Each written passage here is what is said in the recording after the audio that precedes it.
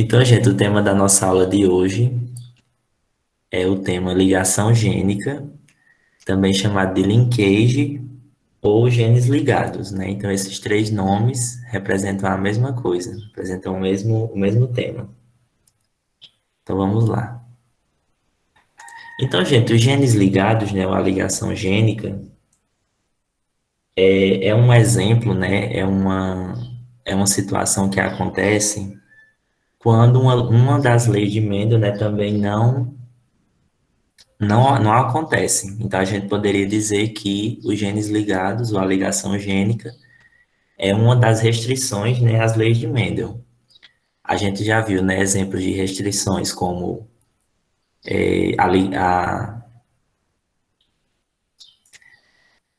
a polialelia, né,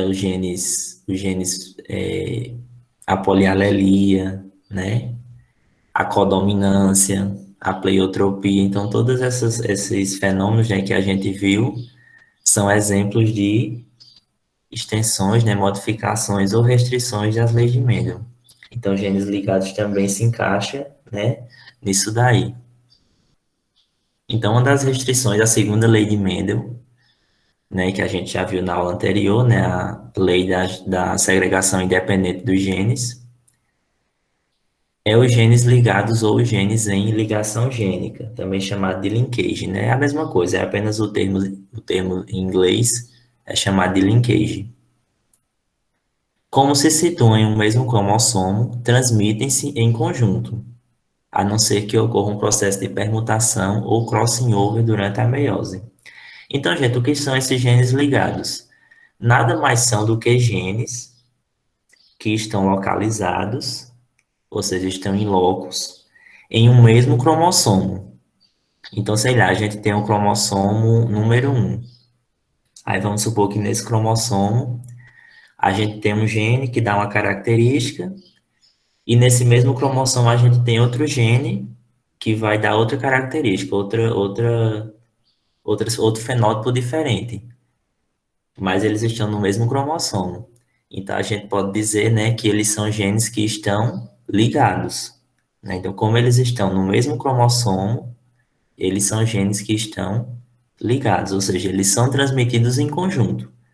Quando, né, vai ocorrer a reprodução, esse cromossomo, né, ele vai ser transmitido e ele vai levar todos os genes que tem nele. Então, esses genes eles não vão se separar, eles vão juntos, eles vão ligados. Mas ainda pode ocorrer deles se separarem, num processo chamado de permutação ou crossing over, né, que a gente vai ver mais na frente como é que eles funcionam. Então, os alelos ligados, né, ou genes ligados, formam um grupo de ligação, pois são transmitidos, né, conjuntamente. Então, olha aqui um exemplo, ó. Aqui a gente tem o cromossomo da nossa espécie, né, da espécie humana, o cromossomo número 7, tá? Então, nesse cromossomo aqui, a gente encontra, né, os genes que vão determinar a fibrose cística, né, que é uma doença, a eritropoetina fetal, algumas proteínas da cadeia respiratória e também a tendência à obesidade. Todos esses genes aqui, eles estão, né, nesse pedacinho, nesse trecho desse cromossomo. Logo, a gente pode dizer, né, que por eles estarem no mesmo cromossomo, eles são genes ligados, né? Então, quando esse cromossomo aqui ele se reproduzir, ele vai levar todos esses genes em conjunto, né? Por isso que esses genes eles estão em ligação. Então, olha só aqui a diferença de genes independentes e genes ligados. A diferença primordial, né, a diferença principal é que os genes independentes, eles estão em cromossomos diferentes. Já os genes ligados, eles estão no mesmo cromossomo. Então, como a gente pode ver aqui, ó, nesse primeiro círculozinho, ó, a gente tem aqui uma célula, né? Ela tem 4 cromossomos. Aí, num cromossomo, a gente tem o gene, né, o alelo Azão. No outro, a gente tem o Azinho. No outro, o Bzão. E no outro, o Bzinho, né? Que são alelos de um mesmo gene. Aí ocorre, né? Vem a etapa da metáfase, né? Que é uma etapa da divisão celular. Esses cromossomos vão se duplicar, ó, tá vendo que aqui eles ficam com duas perninhas, aqui eles estão duplicados, né? Então veja que a gente tem o asão numa perninha e o asão na outra. Basicamente é uma cópia, né? Eles se duplicaram, eles copiaram entre si. Mas veja aqui, num cromossomo eu tenho o gene asão e no outro é que eu tenho o gene azinho. Eles não estão no mesmo cromossomo, por isso que eles são independentes, né? Então, quando ocorre a divisão celular, quando ocorre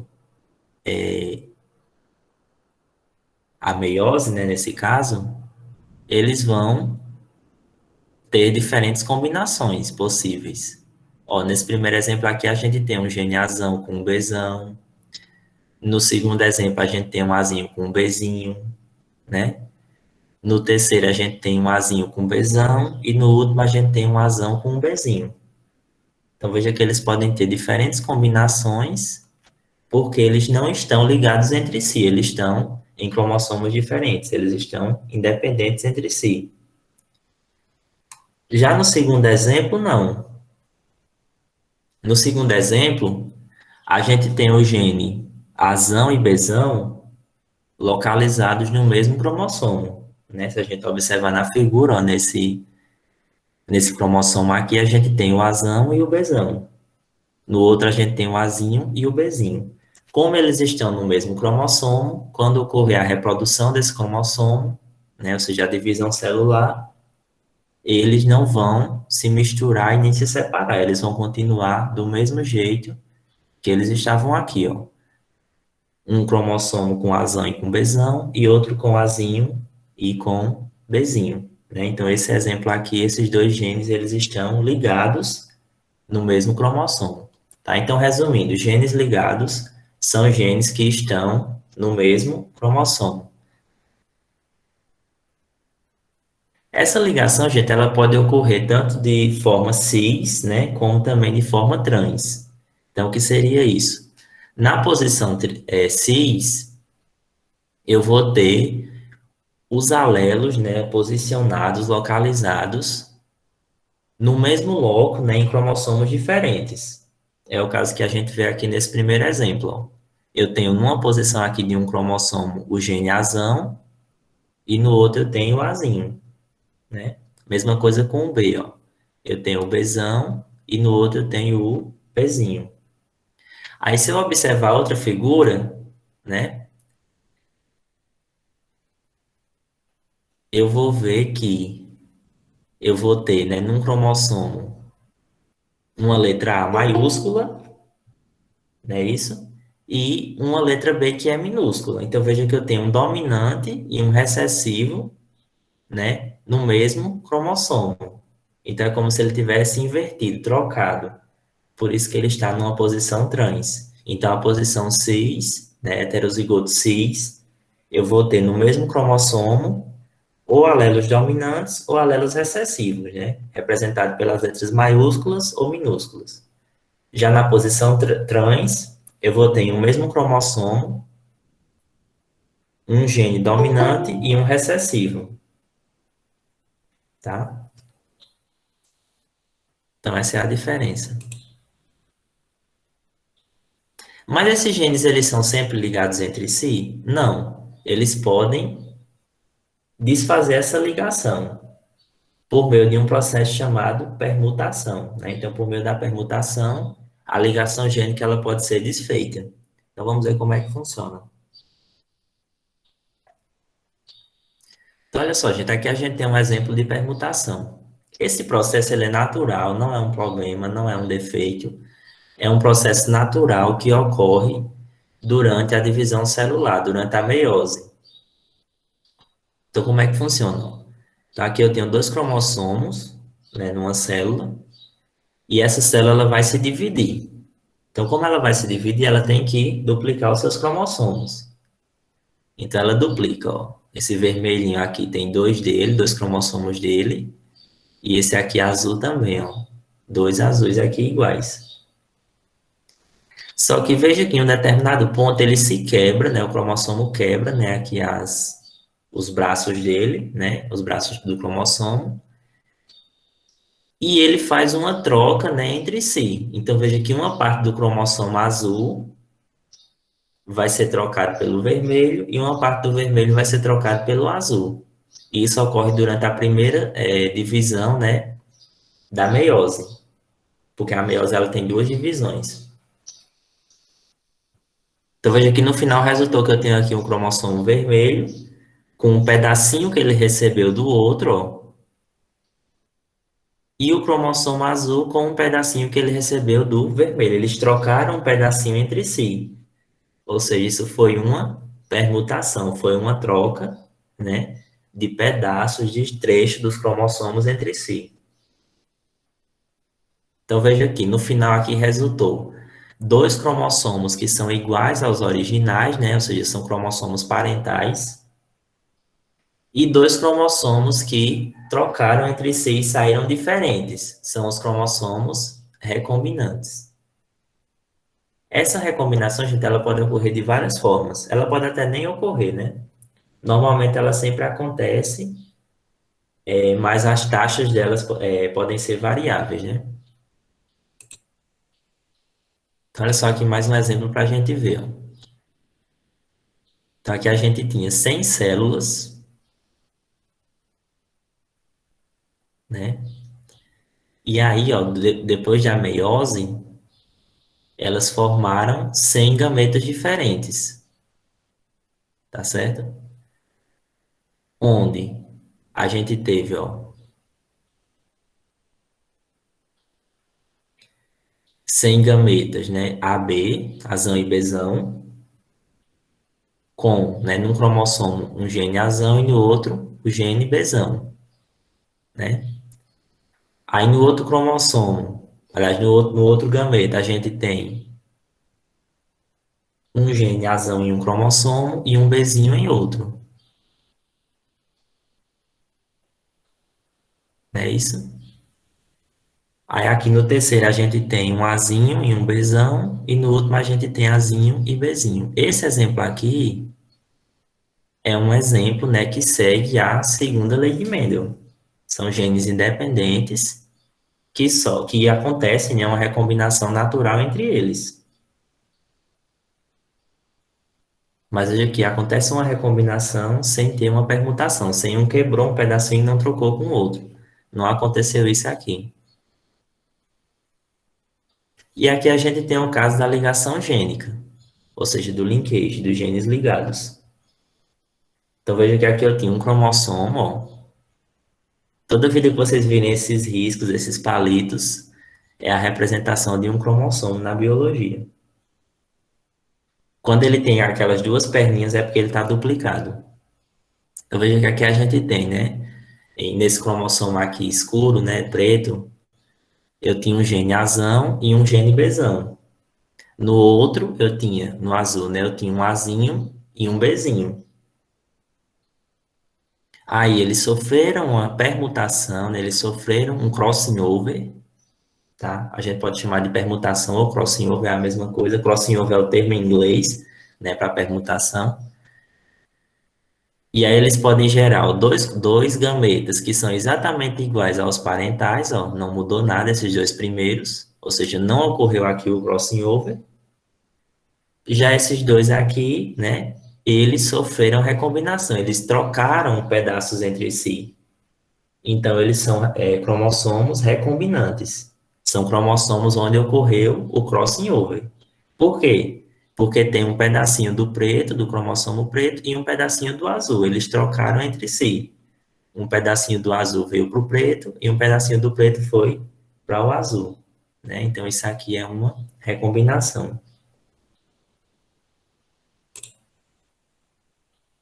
Tá aqui mais uma vez mostrando, ó.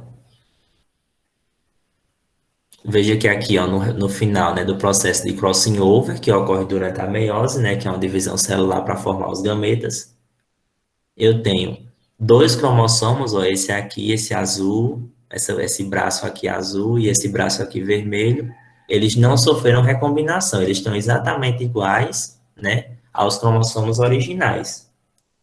Já esses dois cromossomos aqui do meio, né? Esse que tem um pedaço grande azul e um pedacinho vermelho, e esse que é vermelho e tem um pedacinho azul, ele recebeu uma parte de outro cromossomo. Logo, ele teve uma recombinação, né? Ele teve um crossing over, tá? Então, veja que até mesmo genes ligados, eles podem se desligar, porque naturalmente, né, nos seres vivos existe esse processo de recombinação, para, né, os cromossomos trocarem pedaços entre si.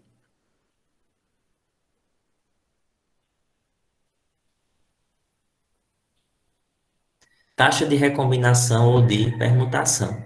Então, como é que eu posso calcular, né, a taxa de recombinação ou de permutação que aconteceu em uma espécie? Eu posso calcular dessa forma. A porcentagem de descendentes recombinantes produzida por um cruzamento é chamada de frequência de recombinação, que a gente calcula por essa fórmula. A frequência de recombinação, isso aqui é um cálculo que é comum para qualquer tipo de cálculo de frequência.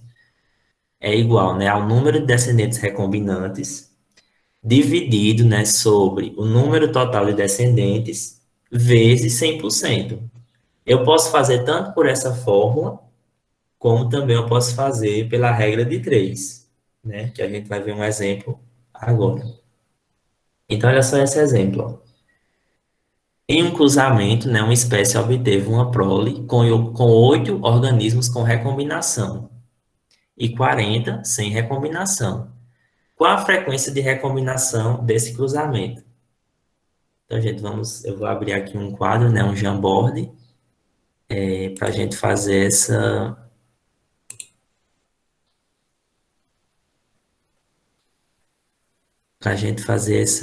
cálculo, né? Deixa eu abrir aqui. Abrir uma lousa interativa.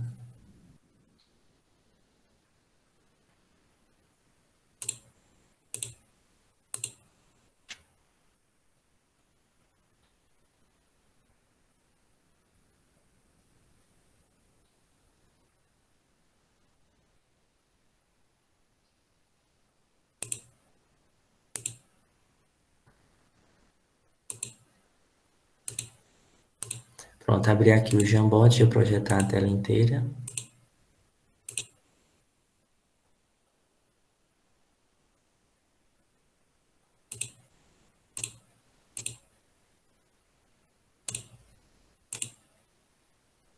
Pronto, aqui está o Jamboard. Então, gente, vamos ver aqui o que ele vai dizer na questão, né? Então, porque se eu abrir aqui vai mostrar o resultado.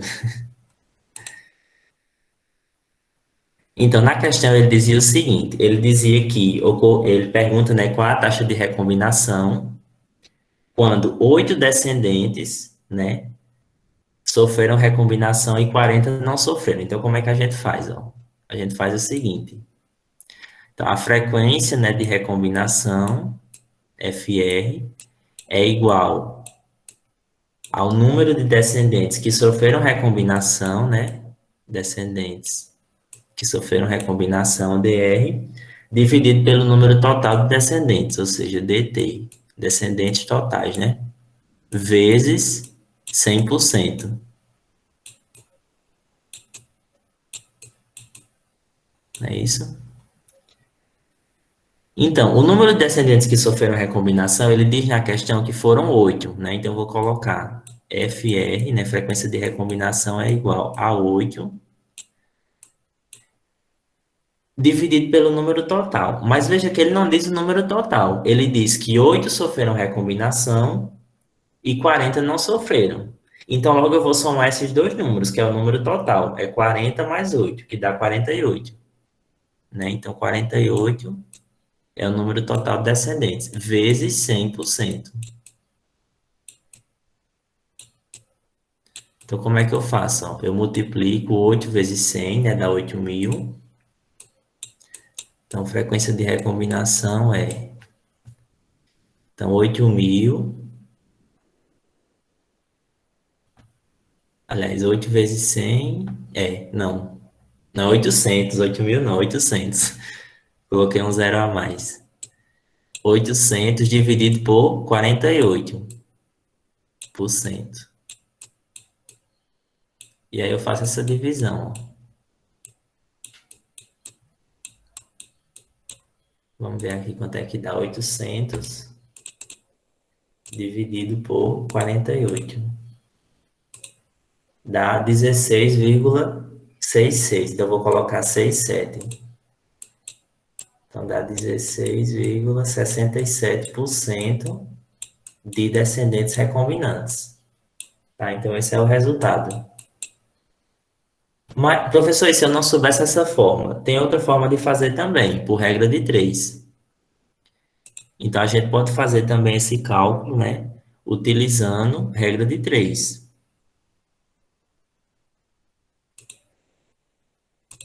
Então, fica assim, ó. Eu quero saber o número, a porcentagem de recombinação. Então, eu sei que o total é 48%. Aliás, 48 é 100%, né? Então, vai ficar assim, 100% está para 48, assim como x, né, que é o que eu quero descobrir, está para 8. Então, se 100% é 48, que é o total, x é 8, né, que é o que eu quero descobrir. 8 é quantos por cento de 48, né? Tá, que eu monto uma fração, ó, 100 sobre x igual a 48 sobre 8. Aí eu multiplico cruzado, x vezes 48, fica 48x igual a 8 vezes 100, que dá 800, né? A gente já fez. Então, x é igual a 800 dividido por 48. Então, veja que eu chego à mesma coisa, ó. Divido, vai dar 16,67%. Então, esse é o resultado, né? Então, a frequência de recombinação nessa situação foi de 16,67. E o que é que esse número representa? Representa aqui o total de descendentes, do total de descendentes, 16,67% sofreram recombinação. Tá? Então, no material de vocês tem essas respostas já anotadas, tá certo?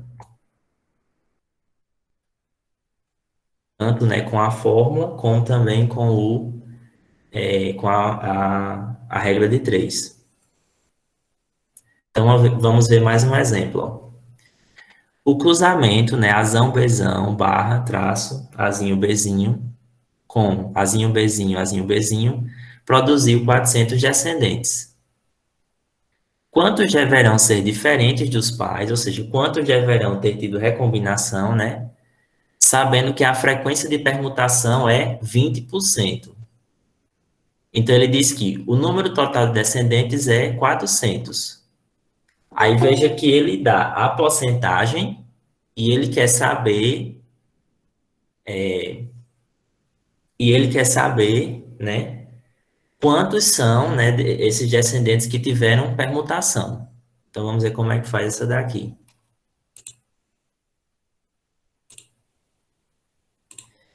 Então, a fórmula é essa, né? A frequência de recombinação é igual ao número de descendentes que tiveram recombinação dividido pelo número de descendentes total vezes 100. Vezes 100%. Então, na questão, ele disse que o número total de descendentes foi 400, não é isso? E diz que a frequência de recombinação foi 20%. Então, vou colocar aqui, ó, 20% no lugar do FR, né, no lugar da frequência, igual a DR, né, que é os descendentes recombinantes que eu quero descobrir. DT é os descendentes totais. Ele diz que foi... ele diz que foi 400. Então, foram 400 descendentes totais. 400 vezes 100%. Então, como tem por cento de um lado e do outro, eu vou cortar, né? Não sei nem se está certo. Mas enfim, vamos eliminar esse por cento aqui, né? Então vai ficar 20, né, igual a DR sobre 400 vezes 100.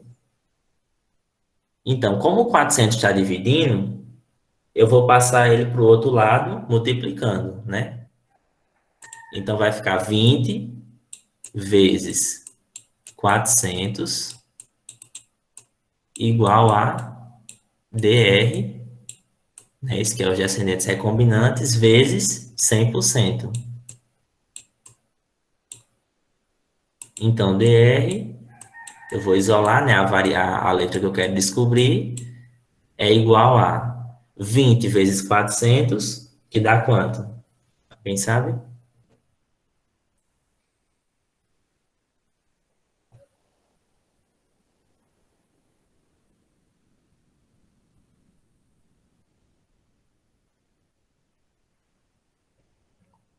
Ó, gente, 20 vezes 400, ó, 2 vezes 4 é 8, 8.000.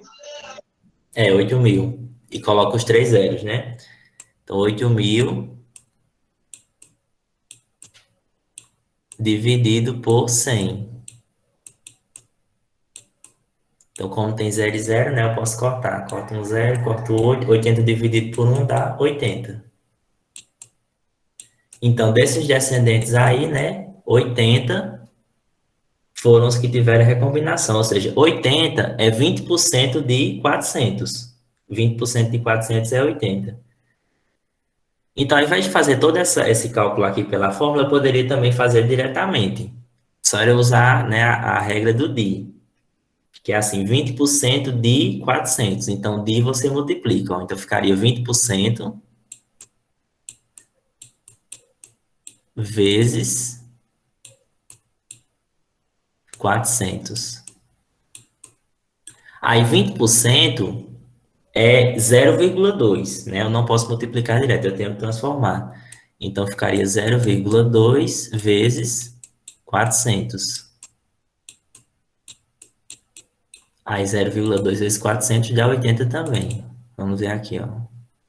0,2 vezes 400 vai dar 80 também, ó, que era bem mais direto. Então, toda vida que você quiser descobrir qual é a porcentagem, qual é o valor de uma porcentagem, só é você pegar a porcentagem, transformar ela, né, em número e multiplicar pelo valor total. Então, 20% de 400 é 80. Então, 80 descendentes tiveram recombinação. Tá? Então, aqui está a resposta. Ó. Poderia fazer pela fórmula ou fazer diretamente por regra de 3. Tá? Então, a resposta, no caso aqui, seria letra B, né? 80 descendentes tiveram permutação. Mas quem descobriu tudo isso? Gente, o cientista, né, que fez os estudos, né, que elucidou esses conhecimentos, foi Thomas Hunt Morgan, né? Então, ele fez estudos, principalmente com uma mosca, né, a mosca drosófila, e ele descobriu tudo isso aí. Ele descobriu genes ligados, enfim, ele descobriu, né, esses conhecimentos que a gente está discutindo na aula de hoje. Então, Thomas Hunt Morgan e seus colaboradores realizaram muitos experimentos para compreender que os genes se localizam em um cromossomo, né? Então, isso hoje parece uma coisa básica para a gente, né? Mas na época teve que ter muito estudo para se descobrir que os genes estavam dentro dos cromossomos, já estavam localizados nos cromossomos. E que em um cromossomo existiam vários genes diferentes, né? Então, um conjunto de genes forma um cromossomo. Então, quem descobriu isso aí foi Thomas Morgan, né, juntamente com os seus pesquisadores. Vamos analisar o experimento de Morgan sobre a herança de dois caracteres da mosca drosófila. Tá? Então, aqui a gente tem um exemplo que ele estudou, né, que ele elucidou como é que funcionam, né, os genes ligados. Então, aqui eu tenho duas moscas, né, da espécie Drosophila. Nessa primeira mosca aqui, ela tem o corpo amarelo e a asa normal.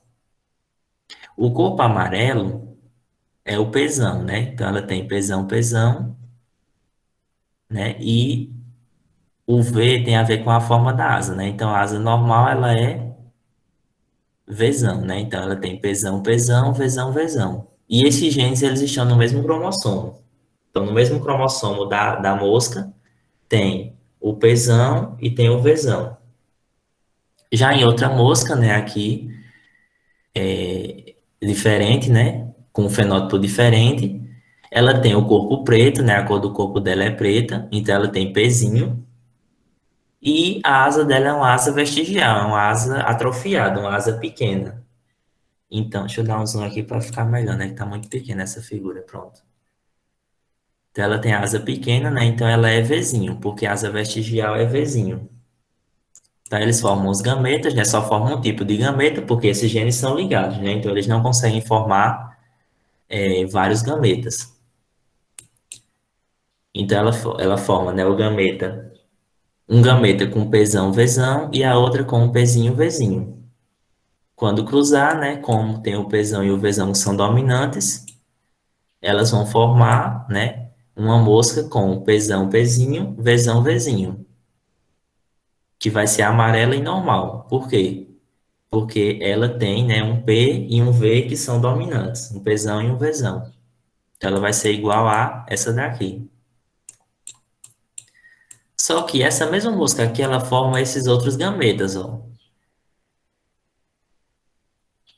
Por que isso acontece? Porque durante a formação dos gametas pode ocorrer quebras e trocas entre os cromossomos. Então eles podem sofrer recombinação entre si.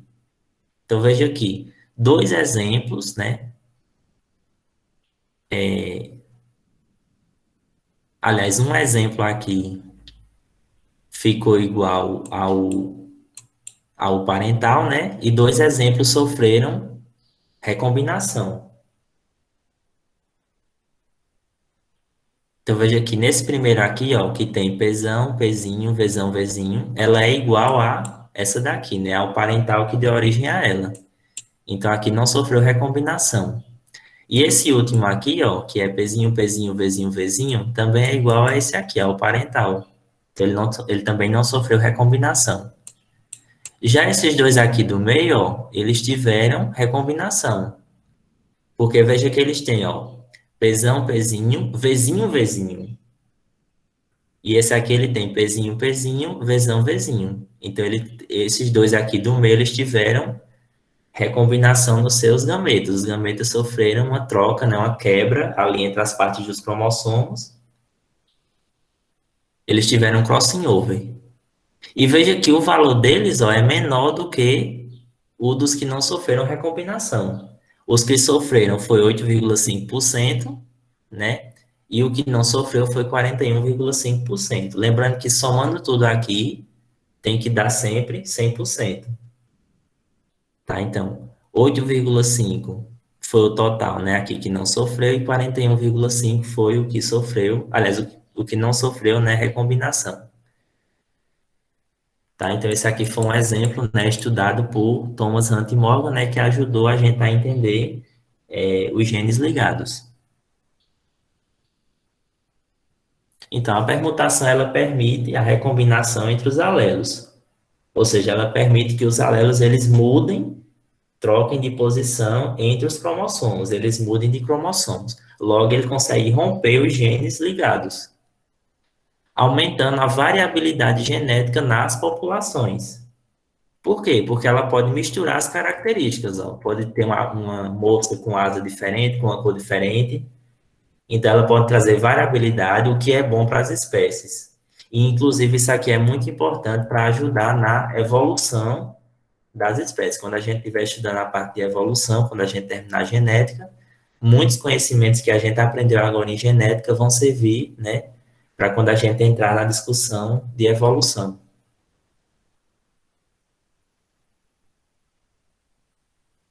Mapas cromossômicos, né? Então, baseado no que a gente entendeu na aula de hoje, né, a gente pode estudar agora os mapas cromossômicos, né? Então, o que seria isso? Então, gente, o mapa cromossômico também é chamado de mapa genético.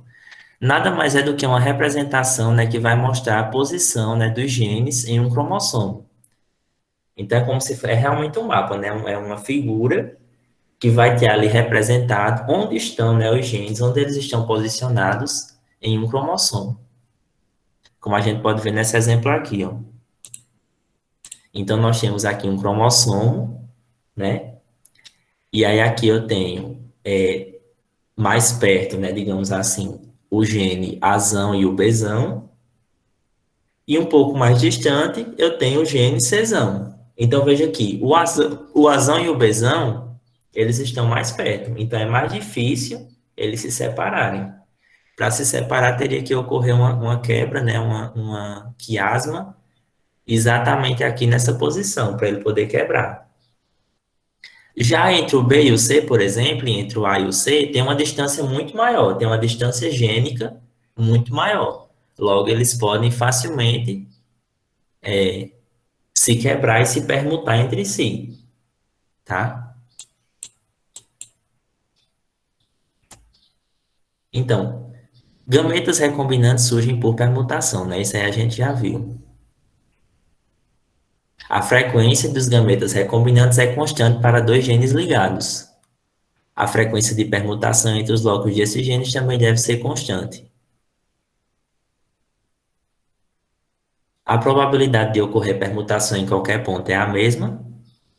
Então, se os genes estão dispostos linearmente nos cromossomos, quanto mais distantes estiverem dois genes em um cromossomo, maior será a probabilidade de ocorrer permutação, né? Então, quanto mais longe tiver um gene de outro, mais chances eles têm de se separar, né? De se quebrar um, né? E ir para outro cromossomo.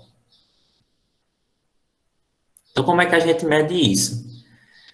A gente mede isso utilizando, né, as unidades de recombinação, também chamadas de UR ou morganídeos. Esse termo morganídeo é em homenagem a Thomas Hunt Morgan, que foi quem estudou, né, isso daí. Então, são as unidades usadas para determinar a posição dos genes no cromossomo, ou seja, corresponde à taxa de crossing over. Então, o morganídeo, ou unidade de recombinação, nada mais é do que a taxa de crossing over que vai ocorrer no cromossomo. Então, se a porcentagem de permutação entre dois genes A e B é de 1%, diz, né, que a distância gênica, né, a distância entre esses dois cromossomos é de uma unidade de recombinação, ou seja, uma UR ou um morganídeo, tá? Então, a gente pode descrever essas unidades como sendo ou unidades de recombinação, UR, ou morganídeos, ou também centimorgan. Tem esses três termos, né, para a mesma unidade. Então, vamos ver aqui um exemplo para a gente entender melhor como é que funciona isso de distância gênica. Então, olha só.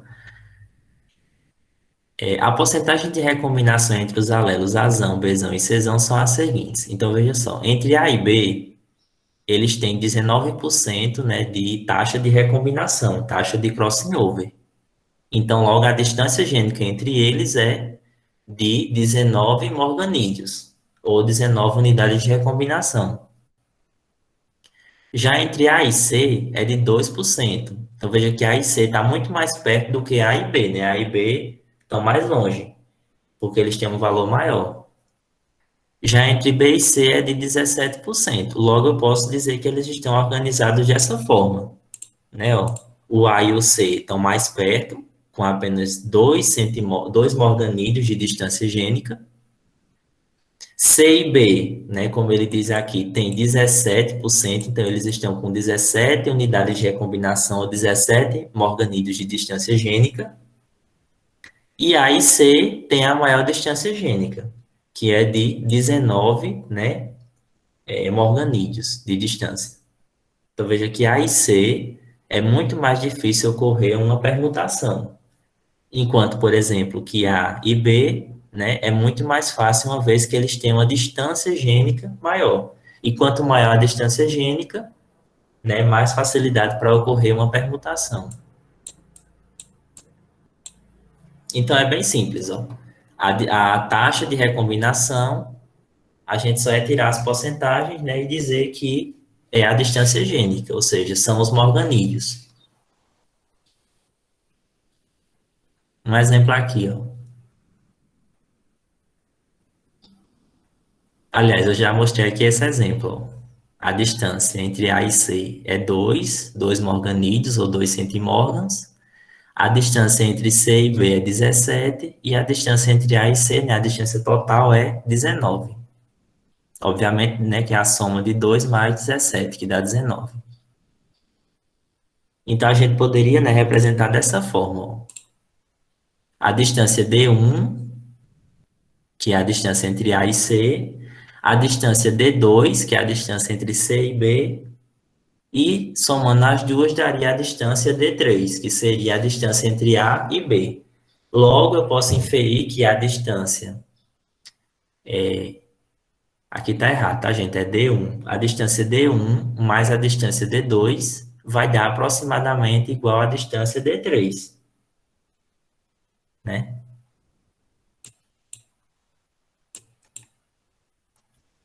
Ó, a distância D1 mais a distância D2 é aproximadamente igual à distância D3, pois existem alguns fatores que interferem na frequência, né? Então, não precisa a gente discutir que fatores são esses, mas não é exatamente aquele valor fixo, aquele valor igual, ele pode sofrer uma alteração. Pronto, e era só isso, né, na nossa aula de hoje.